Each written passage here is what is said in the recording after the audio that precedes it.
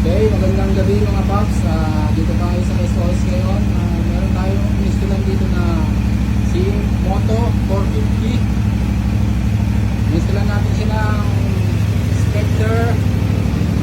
Ito, kabilang po yan. Yan po sa Nebraska kasi ito naman po yung ginamit na switch. Meron po siyang ready switch na. May switch po. Yan po. Meron din po siyang flash here. Install lang din po ng Seger horn. Nakasabay siya sa combo lights na Spectre. Patest tayo ng ilaw. Low beam, high beam, off.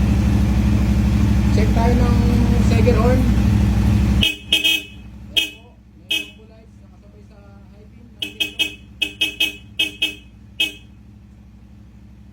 Yan po mga paps, kung nagustuhan yung installation dito sa CF Moto 450,